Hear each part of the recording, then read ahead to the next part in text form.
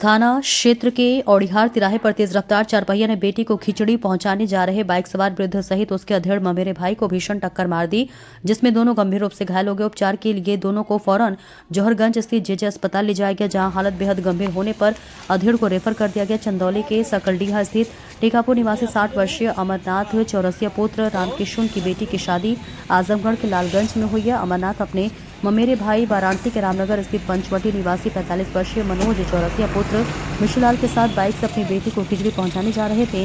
सैदपुर की तरफ से औड़िहार तिराहे पर जाकर वो आजमगढ़ जाने के लिए मुड़ने ही वाले थे कि शुक्रवार की दोपहर 1 बजे से पीछे आ रही तेज रफ्तार कार ने भीषण उन्हें टक्कर मार दी, जिसमें दोनों घायल हो गए। सिर में गंभीर चोट लगने से मनोज बुरी तरह घायल हो गए। मौके पर पहुंची पुलिस द्वारा उपचार के लिए उन्हें जौहरगंज स्थित जेजे अस्पताल ले जाया गया, जहां मनोज की हालत गंभीर देख रेफर किया गया है। परिजन रोते बिलखते अस्पताल पहुंचे।